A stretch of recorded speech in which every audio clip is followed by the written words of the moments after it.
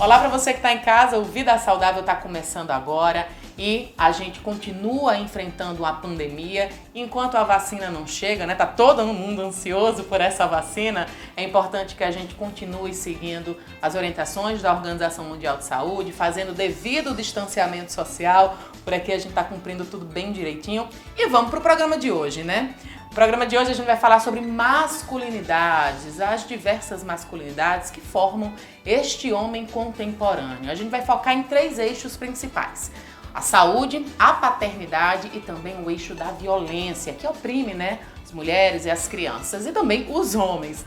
Para falar sobre esse assunto tem a participação da doutora Érica Canuto, ela que é promotora de justiça, tem também a participação de Juliane Scott, psicólogo, e Paulo Vitor Leite, ele que é antropólogo, vai falar sobre a gênese dessas masculinidades e tem muito mais coisas aí no nosso Vida Saudável de hoje, viu? Não sai daí, que daqui a pouquinho a gente tá de volta.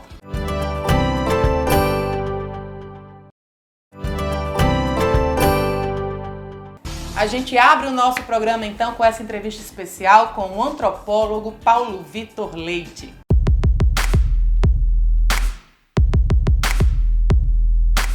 Bom, quando pensamos nas múltiplas masculinidades, a gente tem que levar em consideração algumas marcações históricas, sociais, que fizeram a construção desse papel de gênero, não é? O papel do gênero do homem. Para falar sobre esse assunto, eu convidei aqui Paulo Vitor Leite Lopes, ele que é doutor em antropologia, para falar um pouco para a gente sobre essa gênese, né, da masculinidade.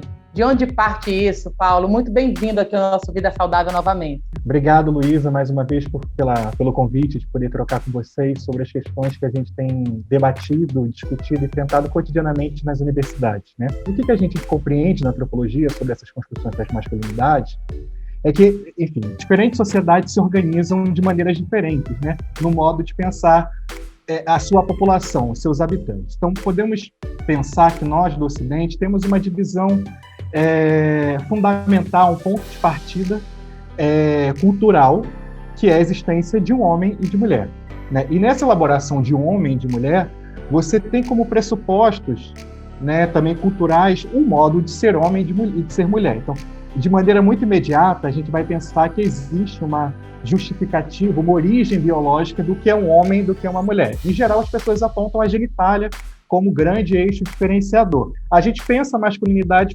contraposto à feminilidade. Então, a gente tem 2 eixos de organização. Ser homem, então vamos pegar a masculinidade como ser homem. Ser homem é ter uma série de características que são características que diferenciam do ser mulher. E aí, nas nossas elaborações culturais, ser homem, em geral, está acionado com algumas coisas como força, autonomia, independência, resistência. Há uma série de valores que vão conformar esse homem que esses valores serão automaticamente contrapostos à mulher. Então, como é que surge a masculinidade? Na verdade, a masculinidade, como a gente entende, como a gente experimenta, ou as masculinidades, como tão corretamente você iniciou, né, as masculinidades, elas têm a sua origem em processos históricos específicos, né, em relações culturais específicas, que são relações não só conformadas ou que têm origem na relação entre 2 pessoas, tipo eu e você, mas também são relações que têm origem em procedimentos institucionais, administrativos. Então, quando o Estado, por exemplo, institui modos diferentes da licença maternidade e a licença paternidade, o que tem como uma lógica de fundo é a produção de homens diferentes de mulheres.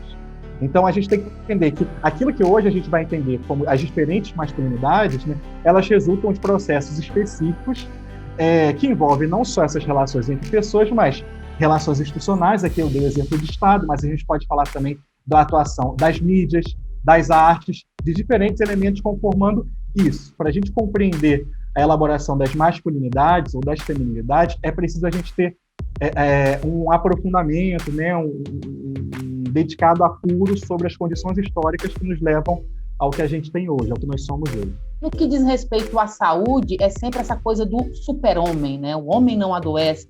E está muito ligado à construção desse papel, né? Do homem viril, o homem corajoso, o homem que não adoece.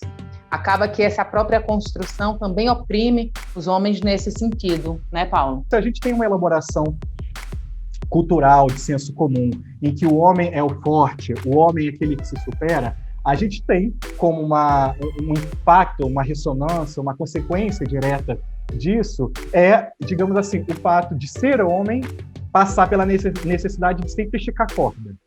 Você tem que sempre esticar a corda, chegar ao seu excesso, chegar ao seu máximo, porque senão você não vai estar sendo homem. Há uma cobrança moral desse super-homem, dessa superação, dessa força. A consequência disso, na verdade, é um próprio processo de desumanização. Porque quando você estica a corda ao máximo, você está também se privando, se alienando do direito de sentir a sua fraqueza, né, o seu limite, né, até onde você não pode ir. Então você acaba, de certa maneira, a gente pode pensar animalizando, né, desumanizando esses homens, porque retira dos homens uma coisa que nos faz fundamentalmente humanos, que é a dimensão das emoções, dos sentimentos, das sensibilidades. Esses homens, nessa elaboração cultural, precisam ser máquinas, né? Não são seres humanos, não são pessoas, né? Então, esse é um problema muito sério que vai impactar como na saúde? Vai impactar no fato de homens buscarem muito menos assistência médica para uma série de questões. Vai impactar o fato de homens procurarem muito menos exames preventivos, né? Eu acho que tem uma coisa que é de conhecimento público, uma anedota, né? Que é a visita ao urologista, né? E toda a prevenção em torno disso como alguma coisa que mexe com a masculinidade, porque vai mexer com ânus, aí enfim, existem associações específicas que, se você quiser, a gente pode falar um pouco sobre isso, né? Quanto a masculinidade hegemônica ou que se contrapõe às masculinidades outras, aí a gente pode pensar a homossexualidade como um certo perigo, um temor para essa masculinidade hegemônica, mas eu estou falando de coisa muito mais ampla que só a visita ao proctologista. Uhum. Eu estou falando, na verdade, de questões simples, de cuidados médicos básicos, primários, que os homens não fazem, porque eles são, de certa maneira, condicionados ou levados a não se pensarem, a não se observarem, ao não transformarem os seus sentimentos, as suas sensações em linguagens, né? É muito comum a gente dizer que o homem não chora, o homem não fala, que tem uma dimensão de não colocar em linguagem, de não colocar públicos, de não colocar para outro isso. E aí para outro para a sua companheira, para o seu companheiro, para os seus amigos, para a vizinhança, para os colegas de trabalho, mas também para alguém que trabalha no posto de saúde, para alguém que vai trabalhar dando assistência médica. Então, esse é um problema muito sério que atinge a saúde. Essa dimensão do não autocuidado com a saúde, com a sua saúde, dos homens, impacta, por exemplo, no não reconhecimento da importância de cuidar, talvez, da saúde dos seus filhos, né? Então, aí você passa para uma coisa que vira uma bola de neve geracional. Então, isso envolve não só, por exemplo, uma sobrecarga das responsabilidades do cuidado com as suas companheiras ou com outras pessoas do cuidado com seus filhos, mas isso vira uma bola de neve, porque também seus filhos não têm um pai para conversar sobre determinadas questões e podem não querer conversar com a mãe por diferentes razões. Enfim, então, essa ausência de compreensão sobre a necessidade do cuidado com a sua própria saúde impacta, né, não só no seu autocuidado, mas a gente pode pensar em consequências em camadas, né, e de maneira contínua. O que a gente pode pensar em soluções, tanto na área da saúde, né, quando a gente fala com a questão da paternidade e até mesmo da violência? Claro, não dá para a gente, né, expandir e falar de tudo, mas assim, talvez exista já essa questão mesmo da desconstrução, né, do aprofundamento de estudos, vendo exemplos. A gente tem enfrentado, Luísa, um debate muito sério, observado, que é uma fake news que tomou grande proporção, que é a história da ideologia de gênero, né? Então, foi se colocado em torno dessa ideologia de gênero como grande vilão, grande fake news, um problema muito sério da sociedade. E eu acho que o que essas pessoas falam de ideologia de gênero é um grande equívoco, e a gente precisa se contrapor a isso como forma de produzir essas soluções, né? O que essas pessoas vulgarmente colocam sobre ideologia de gênero, que é uma tentativa de sexualizar crianças, de subscrever, de apoiar abusos. E, na verdade, o que se coloca, o que se discute em torno da categoria gênero, o que essas pessoas que estão refletindo sobre esse campo, estão atuando sobre esse campo, na verdade, discutir coisas como a sua pergunta. Como solucionar essa questão das masculinidades que fazem mal aos homens, mas não só aos homens, à sociedade. Então, quando a gente fala da necessidade de refletir sobre gênero, é refletir que essas elaborações históricas, que eu estava chamando a atenção, né? Então, a gente entende que ser homem é ser agressivo, é ser forte, é ser violento, né? É não demonstrar os afetos, né? Quando a gente precisa um pouco dizer que o homem também chora, né? O homem também cuida, o homem também fica com as suas crianças, o homem também sofre dor de cotovelo, a importância da gente fazer uma disputa sobre esse sentido de homem e de ser mulher, para a gente possibilitar que essas características sejam experimentadas pelos homens sem medo, né? Porque o que a gente está falando também aqui, de maneira muito clara, na verdade, não é que os homens não sentem, esses homens até sentem isso, eles só não encontram o canal de expressão, eles não encontram espaços de troca para isso. O primeiro plano, para te responder, é que a gente possa enfrentar como sociedade, que a gente entenda como sociedade a importância da gente respeitar e favorecer a emergência de outros modos de ser, de outros modos de existir, né? É respeitar, favorecer e entender que essa diversidade é fundamental. Então, esse é o primeiro movimento. E aí, quais são os caminhos mais pontuais para isso, né? Eu acho que a gente precisa ter grupos de apoio de trocas entre homens. Eu acho que isso existe, por exemplo, muito no campo da saúde. Então, você tem, no marco de um programa de saúde para o homem, né, como eu estava falando, você pode ter, numa unidade básica de saúde, um espaço de encontro para os homens. Seja para os homens refletirem sobre a sua saúde como homens, seja um grupo de pais na unidade básica de saúde que vão discutir o cuidado da saúde com seus filhos. Né? No grupo só de homens que não são pais, se pode discutir o cuidado de saúde com seus filhos, mas também esses homens podem discutir o cuidado da saúde com seus pais. Por que só as mulheres ficam encarregadas de cuidar das suas mães, dos seus pais? Né? Porque só elas que ficam lá agora, hoje, observando se o pai e a mãe tomou a Coronavac, tomou a Oxford. Né? Esse cuidado também pode ser compartilhado pelos seus filhos, pelos filhos desses idosos que hoje estão se vacinando. Né? No campo da violência, como você comentou, existem iniciativas muito importantes. Esses homens, eles precisam compreender a sua responsabilidade numa violência doméstica.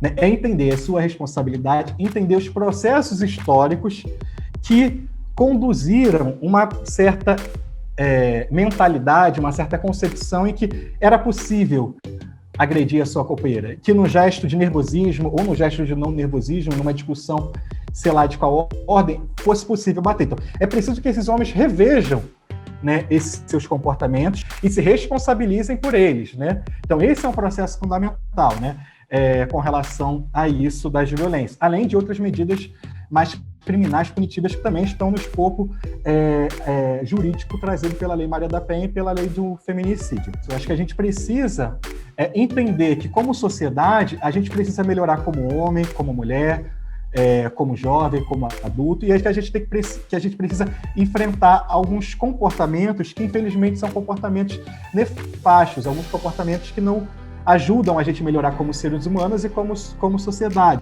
Paulo, muito bom sua participação aqui no nosso Vida Saudável, né, debatendo um assunto tão importante, tão presente na nossa sociedade. Eu queria saber se você tem redes sociais, se você costuma compartilhar esse conhecimento, nessa produção acadêmica, para que o pessoal que está em casa, de repente, né, entre em contato com você, tire dúvidas e a gente possa espalhar esse conhecimento que é tão importante. Eu sou professor do Departamento de Antropologia, mas eu também sou coordenador do Tireses, que é um núcleo da universidade destinado à reflexão sobre gênero, sexualidade, direitos humanos.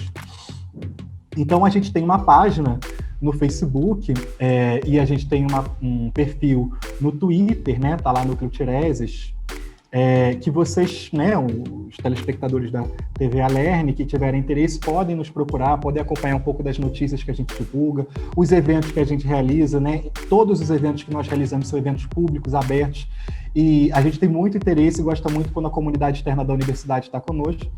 Então, estejam todos convidados a nos seguir e a se fazerem presentes nos eventos que a gente organiza, nas discussões que a gente toca. Não sai daí que daqui a pouquinho a gente tá de volta.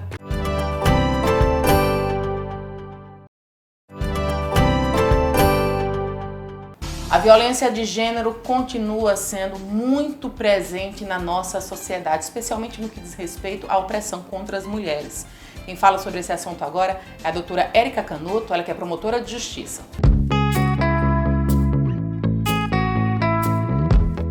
Um desses espectros da masculinidade é o machismo.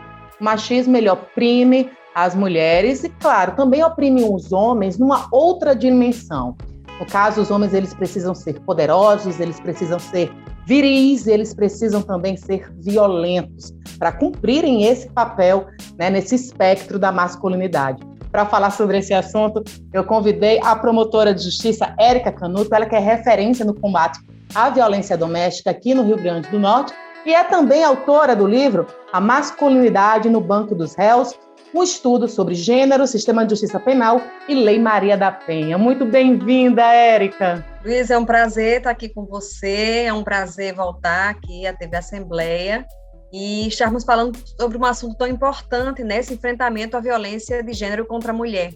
Eu queria começar falando, Érica, sobre esse estudo que você fez, né, nesse seu livro, que coloca mesmo a masculinidade no banco dos réus. Como é que a gente consegue entender esse espectro da violência, né, que é tão presente hoje na nossa sociedade? Desde a nossa infância até os dias atuais, isso não para nunca, nós sofremos o que a gente chama de processo de socialização. É que você vai aprendendo com dispositivos pode e não pode, você vai aprendendo a se comportar como um homem e como uma mulher. O que é que se espera de um comportamento de homem? Seja homem, meu filho, não chore, engula o choro, não deixe mulher mandar em você, não, sabe, haja como um homem, né? Assim, pegue muitas meninas, isso é o que se espera de um comportamento, é a masculinidade. A vida inteira nós passamos ouvindo o que é que pode, o que é que não pode, o que é de homem, o que é de mulher. Se espera que uma mulher deixe tudo, largue tudo em uma família e se sacrifique pelo lar. Ela deixe de trabalhar pelos filhos, ela deixe de estudar, ela largue, ela realmente ela seja aquela que cuida de todos, cuida dos doentes da casa, cuida das crianças, cuida dos idosos, cuida de todas as pessoas, né, da casa. Tudo isso é cultural, tudo isso é uma cultura que nós vivemos, né? Você falou, o que é essa masculinidade? Né? Essa masculinidade é justamente isso que vem sendo moldado, né? Então, existe como se fosse, Luísa, uma autorização, uma coisa assim simbólica, para que o homem use a força e a violência para resolver as questões da vida. Quando as pessoas dizem assim, não tem homem nessa casa, não? Por que deixaram acontecer isso? Não tem homem, não, aí? E você não é homem, não? Sabe? Você vai permitir isso, não é homem, não? Então, se exige uma postura, sabe? Em colocar-se. Então, por isso que a gente fala de masculinidade no banco dos réus, por isso que a gente fala sobre esse tema. O que é que leva o homem a ter esse papel violento? Luísa, você tocou num ponto aqui super importante. Dia 12 de março, houve a finalização de um julgamento muito importante no Supremo Tribunal Federal, que serve para o país inteiro, que é dizendo que não é possível legítima defesa da honra ser uma tese, né, para se falar, para justificar a morte de uma mulher ou uma agressão a essa mulher. Então, o que é legítima defesa da honra? É isso que você está falando, são essas desculpas, essas narrativas que tentam justificar, inverter a culpa. Às vezes eles dizem de maneira expressa, é para lavar minha honra, eu não vou ficar desonrado, é como se fosse tudo justificasse, né, que ele tinha aquele poder e qualquer ameaça àquele poder, sabe, aquela supremacia, aquela hegemonia, é como se fosse uma ofensa à honra dele, a honra dele. Então, quando a gente diz que não pode para o feminicídio, né, essa legítima defesa da honra, que é inconstitucional e anula o processo, não pode também nos crimes de violência doméstica. Ele não pode alegar isso. E você desenvolve, né, uma política pública aqui de socialização, né, de homens que cometeram violência doméstica. Essa talvez seja, Érica, o caminho, né, seria o caminho mesmo para a gente trilhar, para a gente conseguir, né, diminuir esse número de violência, né, de feminicídio que acontece em todo o Brasil. O Ministério Público do Estado do Rio Grande do Norte, através do Núcleo de Apoio à Mulher Vítima de Violência, criou em 2012 o Grupo Reflexivo de Homens. São homens que praticaram violência contra esposas, companheiras, irmãs, e eles são chamados pela justiça para participarem desse grupo. Esse grupo é formado por até 15 homens, são 10 encontros de 2 horas. A gente fala sobre controle da raiva e da agressividade, papéis de gênero, paternidade, sobre comportamento sexual de risco, quando a gente fala de assédio, estupro, algumas condutas, né, que muitas vezes eles nem sabem. Lei Maria da Penha, sobre direitos humanos das mulheres. E isso é, o que é isso? Isso é terapia? Isso é grupo de apoio? Não, isso não é terapia, nem é grupo de apoio. Isso é um grupo de reflexão. É um grupo que oportuniza, a partir dos temas que são conversados e a circulação dessa conversa, né, entre todos participam, oportuniza uma reflexão. Às vezes, esses homens são desafiados a pensar, refletir sobre essas crenças e eles colocam uma atitude diferente em prática em um dia, depois colocam em outro dia, depois em outro dia, e aí você entra com a ciência, né? A neurociência diz que uma atitude, né, um ato repetido por 21 dias, ele vira um hábito. E eu acredito nisso, sabe? Eu acredito, Luísa, porque já vamos completar 9 anos de grupos reflexivos. Já influenciamos ministérios públicos de São Paulo, Paraíba, Maranhão, Piauí, Bahia. Então, muitos ministérios públicos agora o Tocantins nos chamou também para fazer uma capacitação com o grupo deles. Então, muitos lugares, muitas outras, porque a gente tem um grupo, né, que os egressos, os homens que participaram, têm reincidência zero. O que é reincidência zero? É dizer, nenhum, em 8 anos, vamos completar 9, nenhum voltou a praticar crime de violência contra a mulher. E eu aposto muito na educação e na prevenção primária e na transformação das pessoas. Eu acho que a gente pode, sim, viver um mundo que a mulher não sofra violência, nenhuma mulher merece violência, um mundo em que mulheres e homens vivam em harmonia, né, que a gente tire as crianças também desse meio, crianças assistem violência e perpetuam essa violência. Eu acredito muito que a gente, esse é o caminho.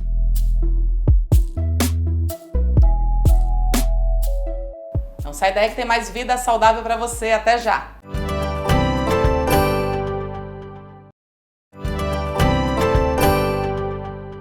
Bom, agora é hora de você acompanhar essa entrevista com o Dr. Juliano Scott, ele que é psicólogo. As múltiplas masculinidades também estão aí apresentando uma nova forma de paternidade. Talvez essa nova forma vá delinear esse novo homem que está aí para surgir, quem sabe, né? Nas próximas eras, para falar sobre esse assunto, eu convidei o querido psicólogo, doutor e pós-doutor em psicologia, Juliano Scott. Muito bem-vindo aqui ao nosso programa. Obrigado, é um prazer estar aqui, Luísa. Eu queria que você falasse um pouco sobre essa frase que eu abri o nosso programa, né, a respeito dessa nova paternidade que está aí delineando esse novo homem, né, uma nova forma de tratar os filhos. Talvez aí surja um homem, uma masculinidade mais afetiva. Atualmente está surgindo uma nova uma paternidade que está dividindo as tarefas, ela está mais corresponsável, o que é muito bom, principalmente para a criação dos filhos, né? E também para as mulheres, porque o que acontece? As mulheres vieram ao longo do tempo sobrecarregadas muitas vezes, a gente fala em dupla jornada, né? Na verdade, uma jornada que ela tem que fazer quando chega em casa. Tu sabe que tem um dado, Luísa, da Suécia, que é um dos países que apresenta uma maior igualdade, inclusive na Europa e no mundo, né? Que lá eles têm uma licença parental, ou seja, eles têm uma licença em que é dividido os dias de cuidado com os filhos entre a mãe e o pai. Isso é incrível. Então, assim, como o Estado, muitas vezes, a sociedade, ela tem que incentivar isso para poder estar auxiliando também, porque, assim, o homem, ele vem dessa preocupação, muitas vezes, de ser esse patriarca, digamos assim, aquele homem, né, que tem que sustentar a casa, e ele tem que trabalhar, e ele acaba se afastando desse cuidado dos filhos. Às vezes ele até gostaria de estar mais próximo, Mas, enfim, muitas vezes, em função dessa criação histórica, cultural, né, que recai sobre o homem, ele acaba se afastando e a mulher acaba ficando mais com esse cuidado. Então, assim, ó, essa masculinidade que tu tá falando, ela vem mais corresponsável, dividindo tarefas, isso é muito importante. Você falou que é uma mudança que acontece com as mulheres, né, para as mulheres, para os filhos, e especialmente para os homens, né? Se você for pensar, se a gente pensar também nesse papel social, no momento que a gente começa a ter um exemplo de um cara que está ali, digamos assim, o Rodrigo Hilbert, né, que hoje aí toma as redes sociais, desse homem companheiro, né? E esse homem, assim, Luísa, que não é um homem que está ali ajudando, né? O papel não é o de ajudar, porque se eu estou lá ajudando, quer dizer que a responsabilidade é da mulher.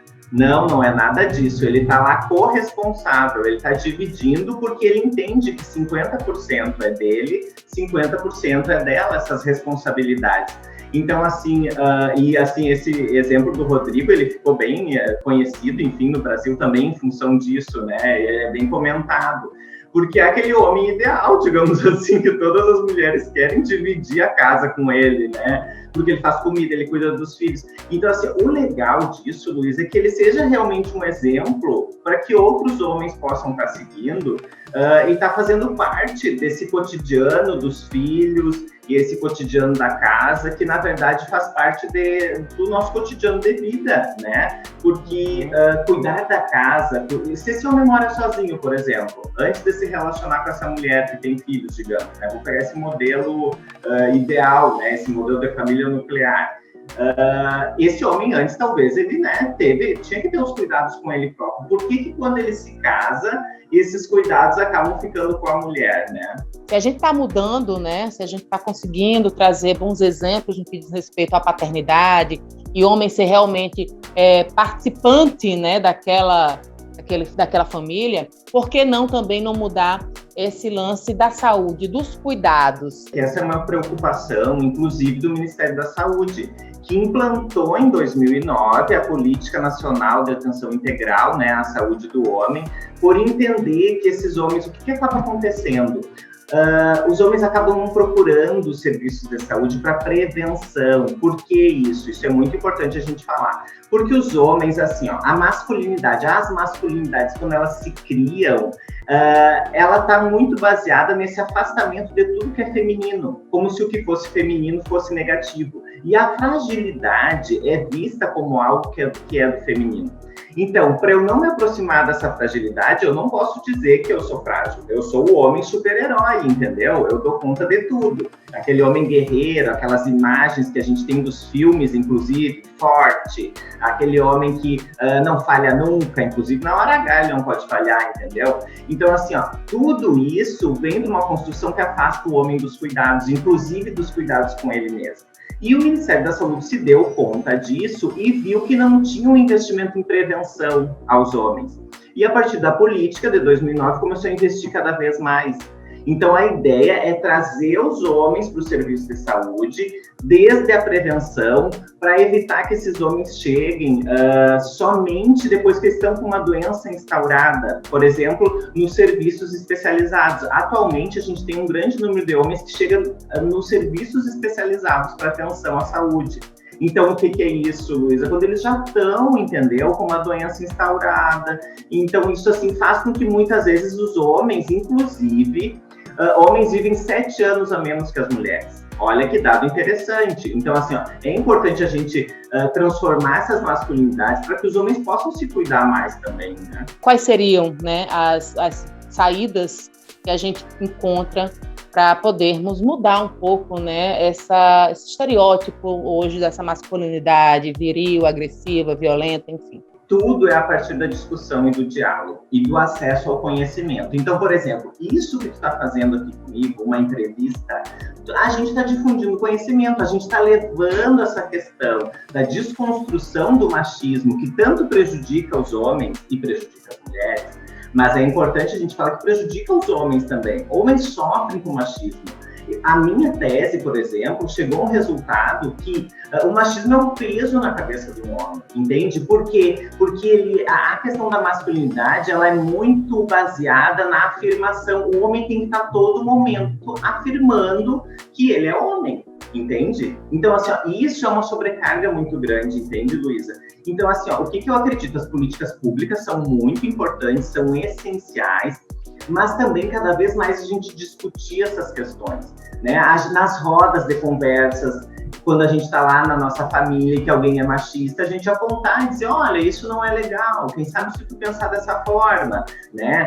Nos programas de TV, como a gente está fazendo, na universidade, enfim, todos os lugares possíveis, inclusive nas comunidades, né? A gente levar essa discussão para as comunidades, para aproximar das pessoas. Porque tem pessoas que ainda não têm acesso, né, gente? A internet, a televisão, por mais incrível que pareça, isso acontece, a gente tem que levar em consideração. Então, nada como o conhecimento, a discussão e a reflexão.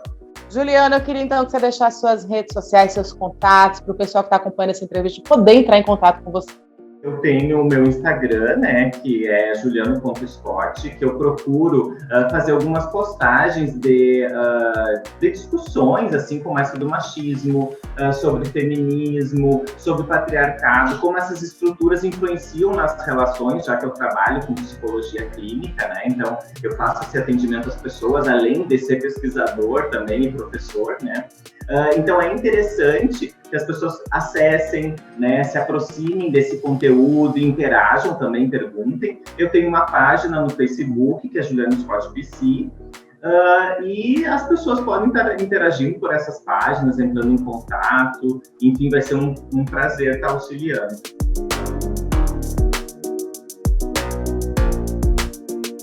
O Vida Saudável de hoje vai ficando por aqui. Mais uma vez, obrigada pela companhia. Não esquece de ficar em casa, se você puder, fazer o devido distanciamento social. E se quiser, né, mandar dúvidas, sugestões para o nosso programa, acesse o @Vida Saudável TVAL ou vai lá no meu perfil @VemCaLuísa, que a gente se comunica e faz um Vida Saudável, né, cada vez melhor para você que está em casa. Até a próxima semana.